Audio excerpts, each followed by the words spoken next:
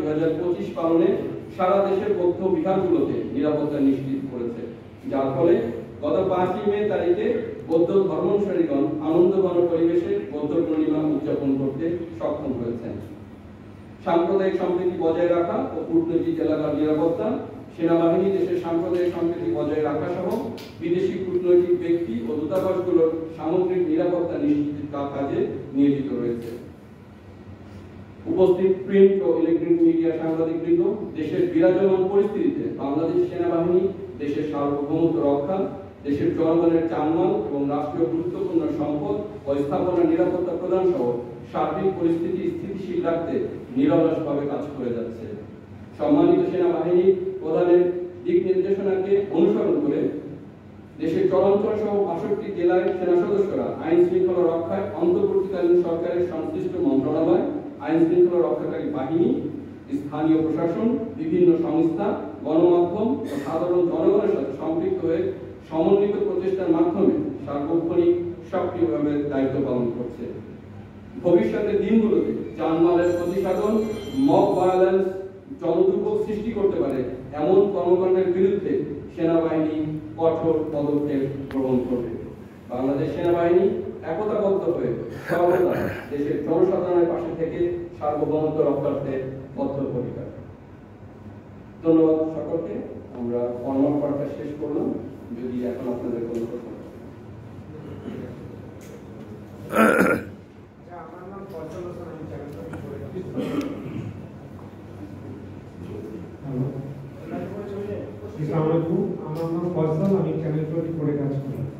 সম্প্রতি সময় আমরা দেখছি যে যত সময় বাড়াচ্ছে ততটুকু আইন শৃঙ্খলা পরিস্থিতি ভালোর দিকে যাচ্ছে, এটা অবনতি হচ্ছে। গতকাল রাতেও প্রায় ৩-৪ জায়গায় রাজধানীতে চিন্তায় শিকার হয়েছে, বিএনপির এক নেতাকে প্রকাশ্যে গুলি করে হত্যা করা হয়েছে। গত 1 মাসে শুধু রাজধানীতেই 100-র বেশি হত্যাকাণ্ড হয়েছে। চিন্তার ঘটনায় শুধু অভিযোগ 250-র বেশি। তো এই অবস্থায় সেনাবাহিনী মাঠে থাকার পরও কেন পরিস্থিতি নিয়ন্ত্রণে আসছে না, এই বিষয়টা যদি একটু বলতেন। দেখুন, আপনারা যে বিষয়গুলো দেখতে পাচ্ছেন খুবই অল্প বিষয়, যা মিডিয়াতে আসছে এগুলো দেখছেন। আগের তুলনায় আইন শৃঙ্খলার ইন্ডিকেটরগুলো যদি আপনারা ভালোভাবে বিশ্লেষণ করেন, তাহলে বেশিরভাগ ক্ষেত্রেই আইন শৃঙ্খলা আগের থেকে স্থিতি অবস্থায় আছে বা কিছুটা ভালো হয়েছে।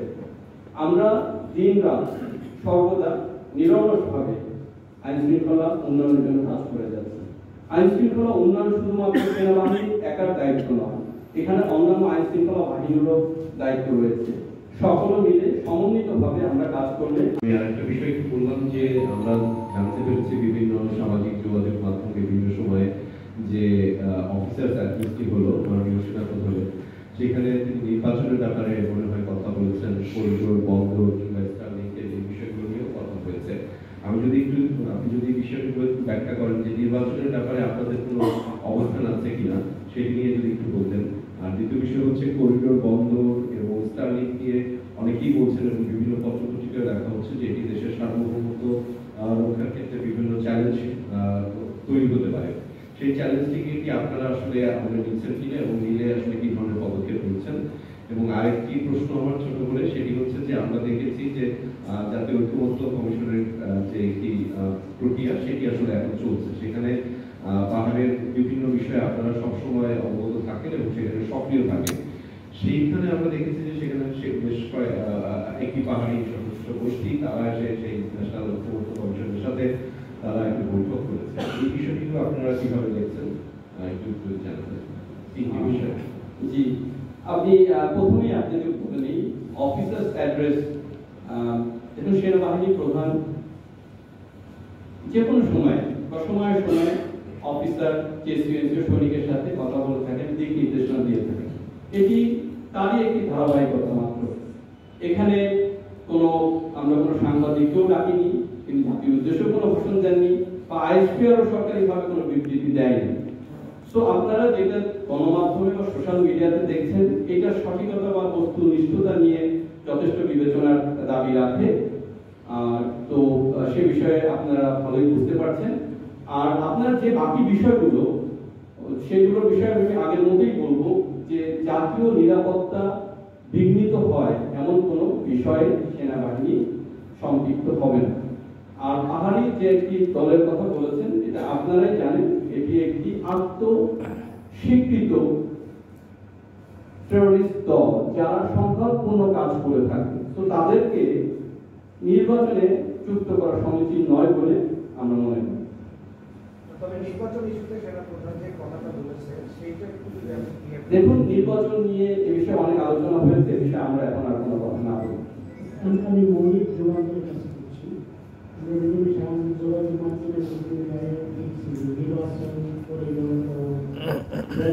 সেনাবাহিনী এবং সরকার মুক্তি করতে অবস্থা আপনার আমরা এই বিষয়গুলো নিয়ে কোনো মুখোমুখি কোনো অবস্থান দেখছি না। আমাদের মধ্যে যথেষ্ট সৌহার্দ্যপূর্ণ পরিবেশ রয়েছে এবং আমরা একত্রে একসাথে দেশের জন্য, দেশের সাথে জনগণের জন্য কাজ করে যাচ্ছি। আমি মাহমুদ হাসান নয়, আমি প্রথম অবস্থায় আছি। যেটা একটু জানতে চাই যে অফিসার অ্যাড্রেসের যে বিষয়টি এসছে, সেখানে গণমাধ্যমে যে সংবাদগুলো এসছে, সেখানে দেখা গেছে যে সেনাপ্রধান কিছু তার অবজারভেশন দিয়েছেন এবং তিনি কিছু বিষয়ে সেনাবাহিনীর অবস্থান পরিষ্কার করেছেন। আমরা যে গণমাধ্যমে যে সংবাদ দেখেছি, তো এই বিষয়গুলো নিয়ে আপনারা কি সরকারের সঙ্গে আপনাদের কোনো যোগাযোগ হয়েছে কিনা, বা আপনাদের অবস্থানটা আপনারা ফর্মালি বা ইনফর্মালি জানিয়েছেন কিনা? যদি জানিয়ে থাকেন সেক্ষেত্রে সরকারের পক্ষ থেকে রেসপন্স কি ছিল? দেখুন, আমি বলেছি এটা নিতান্তই অফিসার্স অ্যাড্রেস থেকে নিতান্তই আমাদের বাহিনীর অভ্যন্তরীণ বিষয় এবং গণমাধ্যমে আমরা আপনারা যেটা দেখতে পাচ্ছেন এটা সঠিকতা নিয়ে যথেষ্ট সন্দিহান। কারণ আমরা এখানে কাউকে, যদি আমরা কোনো কিছু জানাতেই চাইতাম তাহলে আমরা আপনাদেরকে ডাকতাম, গণমাধ্যম থাকতো, সেখানে আইএসপিআর সরকারের বিবৃতি দিত, আমরা কিন্তু এগুলো কোনো কিছুই করিনি। তো এটা আমাদের জাস্ট একটা রেগুলার রুটিন অ্যাফেয়ার। সেনাবাহিনী প্রধান প্রায় হামেশাই আমাদের সাথে কথা বলে এবং তার দিক নির্দেশনা দিয়ে থাকে। আসসালামু আলাইকুম, আমার নাম নিশাদ, আমি দেশ টিভি কাজ করি। আমার দুটি প্রশ্ন। একটি প্রশ্ন হচ্ছে ঢাকা উত্তর সিটি কর্পোরেশনের প্রশাসক তিনি একটি গণমাধ্যমে বলেছেন বর্জ্য ব্যবস্থাপনা, অর্থাৎ সামনে কোরবানি বর্জ্য ব্যবস্থাপনা এবং মশক নিধনের ঔষধ ছেটাবেন সেনাবাহিনী, এমন একটি মন্তব্য করেছেন। তো আসলে সেক্ষেত্রে কি সেনাবাহিনীর অবস্থানটা কি? সেনাবাহিনী মশক ছিটানোর কাজেও কি অংশ নিচ্ছে এবং বর্জ্য ব্যবস্থাপনার কাজ করছে? পরিষ্কার বা মশক নিধনের সেনাবাহিনী কাজ করে না, বা উনি কিভাবে কোথা থেকে বলেছেন এই বিষয়ে আমাদের সাথে কোনো যোগাযোগ হয়নি। তো এই বিষয়ে আমরা কোনো তথ্য আপনি দিতে পারছি না।